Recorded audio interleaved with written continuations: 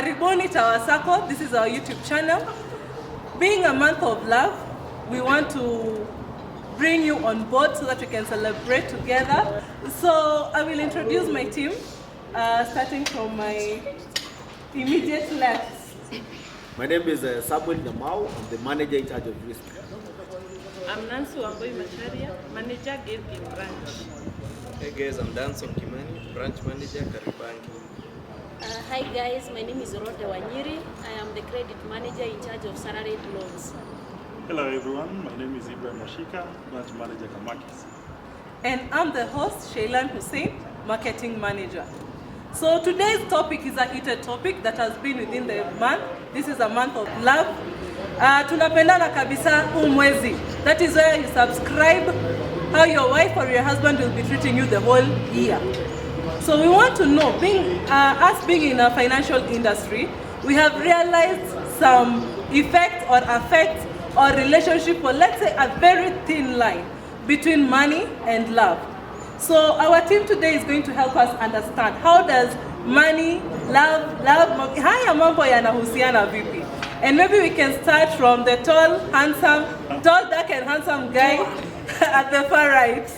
Karibu Ibra. Thank you very much. As far as money and love is concerned, there should be transparency between couples so that at the end of the day, the financial bit of it and the relation bit of it survives at the end of the day. If there is no transparency, at the end of the day, the couple will blame each other and the relationship will collapse at that moment.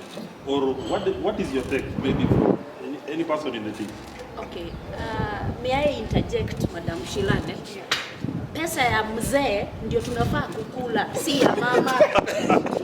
So whatever this man brings on the table is what we are supposed to consume. Anafaa kunitreat na hiyo pesa na unionyeshe mapenzi throughout the year. Pesa yangu naweza tu ingilia kidogo tu kwa haya mapenzi.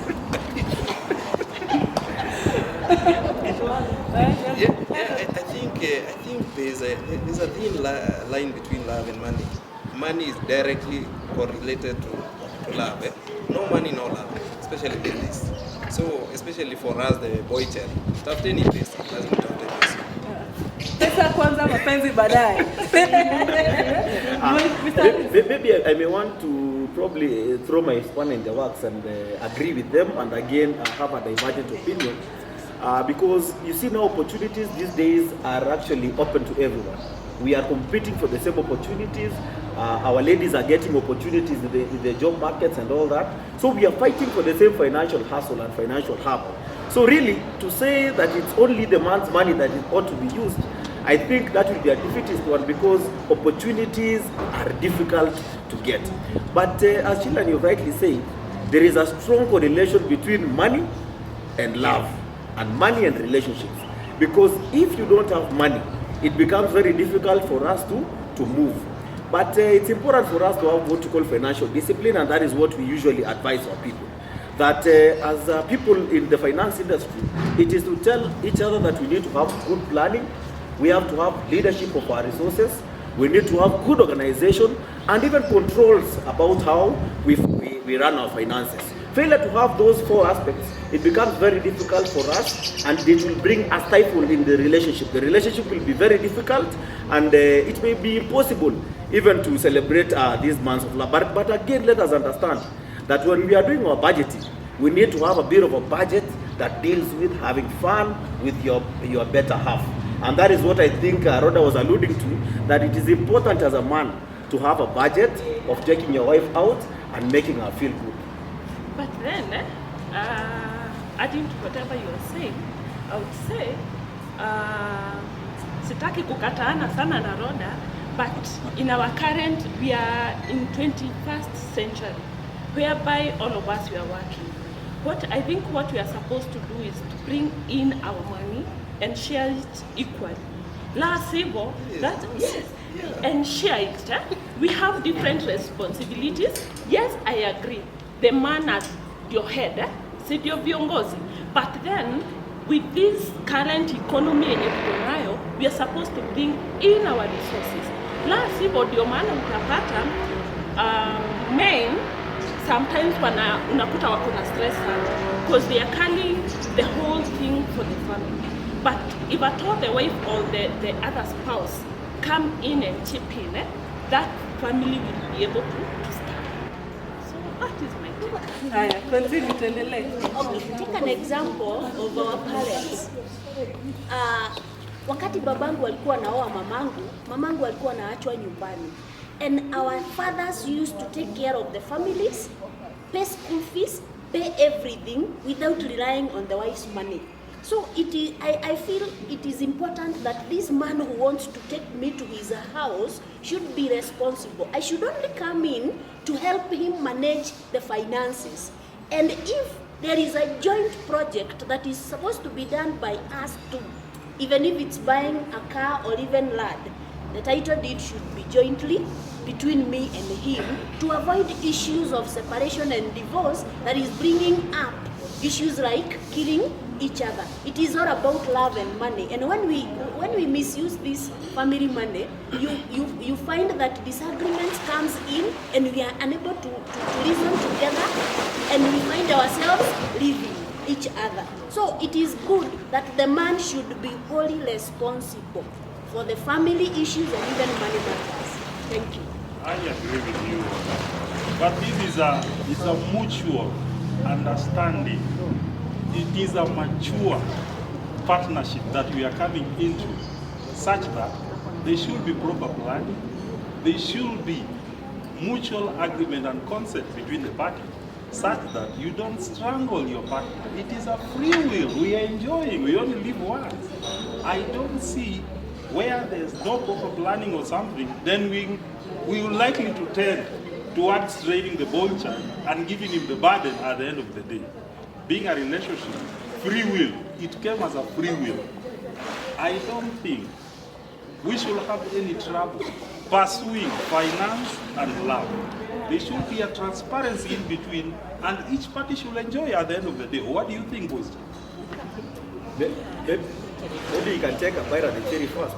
But I just wanted to say that listening to Rhoda, you see, long time ago, the factors of production were land. Land was the biggest factor of production, and it was actually entrusted only to the boy child.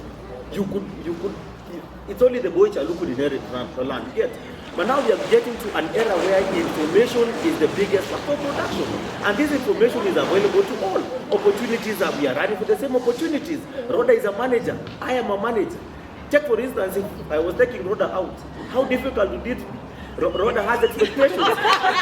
So you see, in the unlikely event. it's in the very unlikely event because of that orientation. But the point is, it is important for us to have that particular understanding.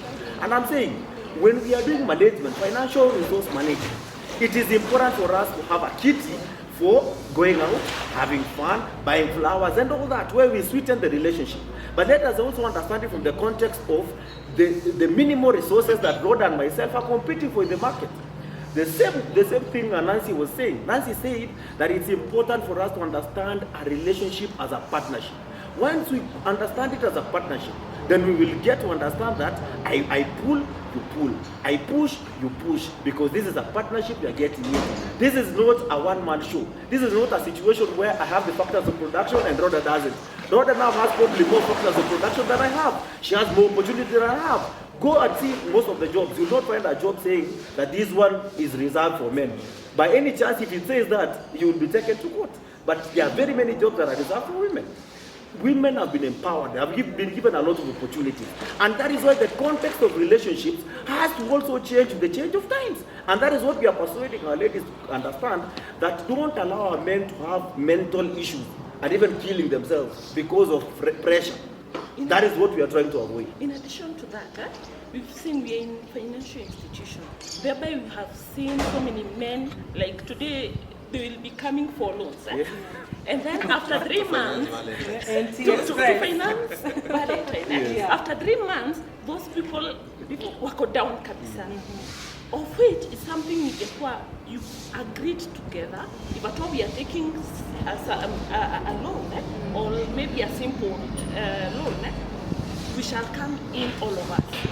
But the situation in the road unaleta ni wakope, watujibabe, And by the end of the day, you will lose the family. Maybe guys, you should come from the point. Rhoda, maybe, because Rhoda is alluding to the fact that men should be treating their ladies 100%. Maybe we should know what is the position of Rhoda. Is she taken? No, if Danson you fail to treat your lady, wacha tu tukubaliane. Kuna mbabas tu hapo nje mwenye ako na pesa mingi atakuspoil bibi yako na boma yako hapo ndio itaanguka. And it is si kitu mpya hii, ni kitu inakuwa ikiendelea tu hapa nchini kwetu, and we see it. Even could be your friends wamenyang'anywa mabibi zao na hawa wazee wenye wako na mali sana. So if you don't stand in that position of a man and show responsibility towards that woman, somebody else is practicing on how atachukua huyo bibi yako. Rhoda, statistically, you are not going to find a better man than Danson. Statistically, the reality of the matter is the number of people who are earning that amount of money you are talking about, Danson could be among the very few earners in this country. I want to tell you. And he could be among the very few men you will meet who will be willing also to go out with you. So let us also understand this from a wholesome perspective. That what is the probability of getting a man, the man you are talking about, it's minimal. So Actually, Shailan, I think where we lost it as a society is where we put in a lot of effort in affirmative action and supporting the girl child, and then we supported so much over many years, and then we neglected the boy child. Then now the same girl child who has now been supported into positions of employment, they have property, they have opportunities. Then my worry is, where the hell do they want to take their money? Because they don't, according to Rhoda, they're not supposed to spend their money on anything. So I think I would be of the opinion that as much as we want to treat our ladies well, but the issue of openness again comes in handy. Because if I'm earning a Nancy as well you're earning it, then why don't we just agree that this is what you're earning, this is what I'm earning. In some instances, the ladies are even earning more. You want to me, we should share. I should bring it on table my payslip and your payslip. Not on table per se, but we should agree that maybe my responsibilities reach here, your responsibilities start here, and then that way you'll even have an open kitty now to enjoy yourself for the family. Maybe I could pose this, because we have also realized that this is actually generally, it is a challenge. We ladies have expectations, gentlemen also have a challenge of financial incomes and opportunities that they're having in the market. But still, I believe, as Mr. Risk is saying, we can have a way of managing these expenses. So how would you advise, especially the young boy child, who ends up saying, amepokonywa bibi ama girlfriend yake yuko na mbabas kwa sababu hana pesa? How would you, or even the ladies, because we also understand that single ladies are the majority, actually. In the whole population, single ladies are the majority. And most of the single ladies wish to treat themselves because they also want to fit in. So how would you advise this lovebirds or someone who's looking for love to organize or to prepare themselves for the love tasks that are coming ahead of them financially? I do believe that, and most importantly, I believe in a family setup. And before we come to finances, how do these current people that are affected by the current dynamics get into this relationship? Are they prepared for this relationship, or they just find themselves in relationship and act the way they see the peers or the way they see in social media, and at the end of the day there is no financial discipline? There is struggling and straining of that family, that at the end of the day, good celebration like what we are going to have tomorrow is going to be ruined by borrowing and inability to repay after borrowing. So the best we should do, like we people who are in financial institutions, actually advise, if someone is to come for the purpose of lending just because of having a celebration, then you are missing the point from the word go, and it will bring a problem and ruin that family. So the best we should do, churches are allowed, social institutions are allowed. Can we at least get some backup education before we get into this relationship called marriage? And one of the aspects that they do discuss there is financial empowerment. Any person getting to a relationship minus that important topic, there is disaster coming. And you will agree with me, there is disaster. Yeah. Actually, I think at the point where guys are getting into young love, they should bring the issue of finances as a serious roundtable agenda before they discuss even how many kids to have and how they are going to organize their lives. They should discuss where the finances going to come from, because there are so many responsibilities ahead, and then it's like the responsibilities are ambushing people. Guys have resorted into borrowing from mobile apps to take their loved ones out, which is not financial prudence. And maybe it's also a challenge to us, the financial institutions, especially us in circles. We are not trying to recruit so many young people into our circles. Can we also maybe come up with a product which would suit people, maybe to say for such activities? Tomorrow is Valentine's Day. It's not a surprise. Last year on 15th of February, people knew there would be Valentine's next year. What have you been doing for the 12 months? They would have saved in our accounts, like a holiday account, and that money would have earned them some interest, even stopgap account. And even today, they would have just walked into the banks and withdraw that money to go purchase flowers and have the dilly-dallies of tomorrow without any hassle. On the other hand, the boy child, as they are approaching this girl child, put your financial status on the table. Don't tell this young girl and promise them heaven, a heaven that you can't take them. So please, as we come up, as we conclude this Valentine and love and money issues, please trust and be open, so that I don't have too much expectations that you can't deliver. And with that, love will be on the air. Will be in the air throughout the year. I think for me, I want to commend Rhoda. You know, there is a theory. There's a theory we call the devil's advocacy theory. The devil's advocacy theory is where you take a tangent that may not be the most popular, but it helps people to think. Because she has actually enabled us to think and ask ourselves, there are people out there who are actually depending on their partner's finances. They actually, not only ladies, there are gentlemen in Nairobi who are living with their significant other, and they don't have anything. So they wake up every morning to think about their significant other. So it's important for us to have this discussion, that when we have these coming together between a young man and a young girl, they need to first understand how finances are run, because it becomes very, very difficult to understand how to run finances. And when we are doing appraisals, I know Rhoda understands this well, that you look at the character and the ability. So even as we work on our ability, because we are working to make resources, we should also work on our character. So really, it's important also to work on our character, because when you are borrowing to spend, especially for things that are not investments or things that will give you incremental resource, then it becomes very difficult, because even during repayment, it will become very difficult for you to make the repayment. So really, it's a matter of getting an understanding of financial propriety and getting to try and understand how to expend your resources so that they generate incremental income. And also, mimi nitapose a question.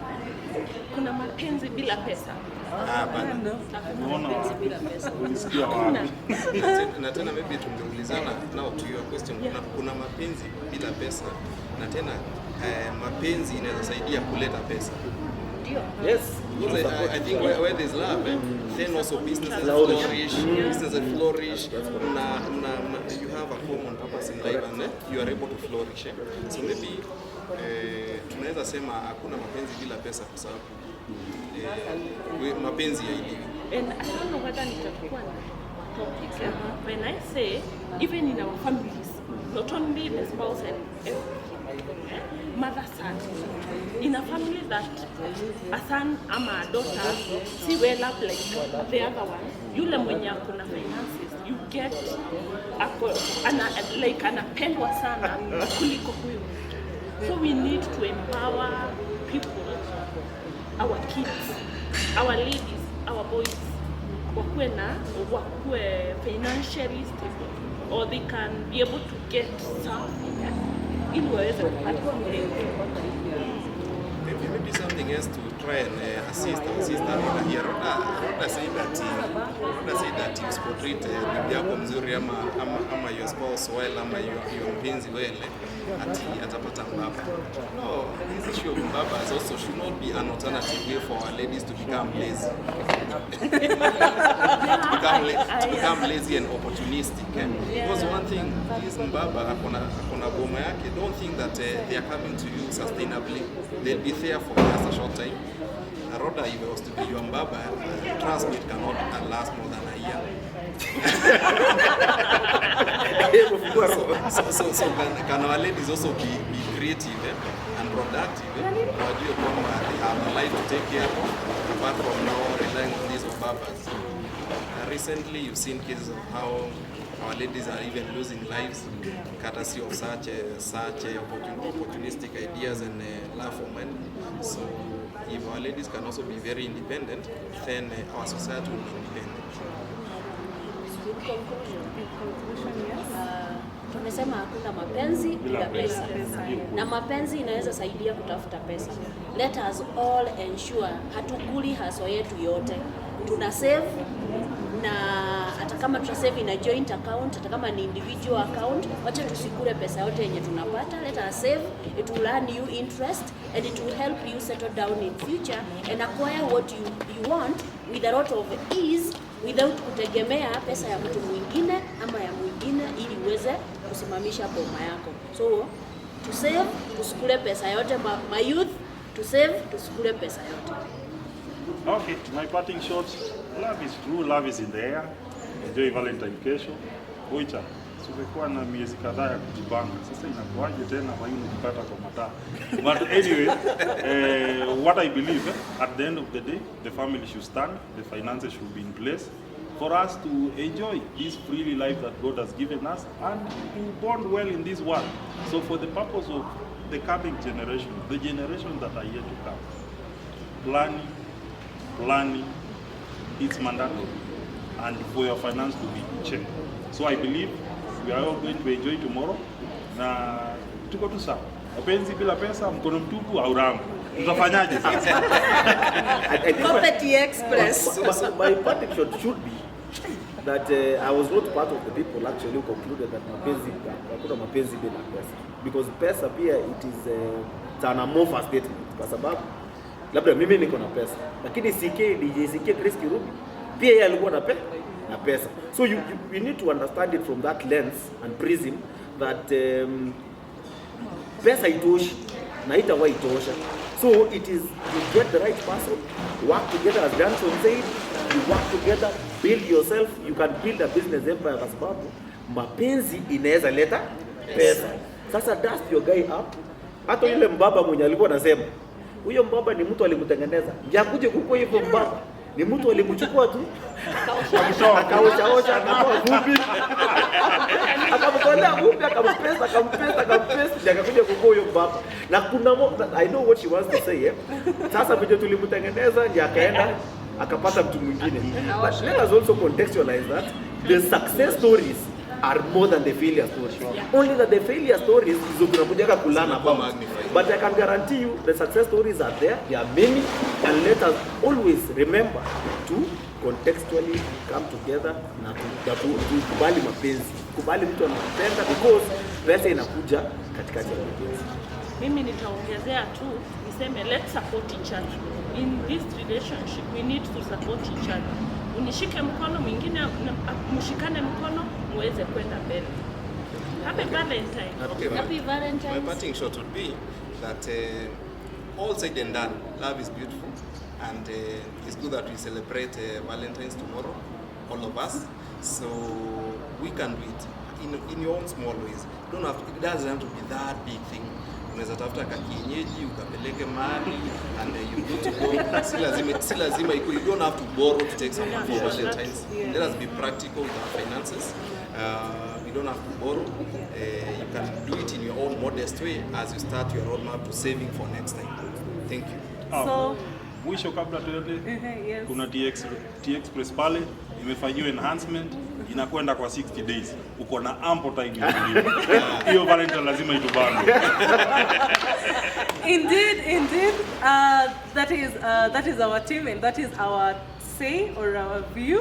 Pia wewe umekaribishwa kuleta maoni yako hapo kwa comment section, and we wish you a happy Valentine's na mpango. And team, tafadhali ambieni audience yetu happy Valentine's. Happy Valentine's. It is Tower Circle Round Table. Let's meet next. Happy Valentine's.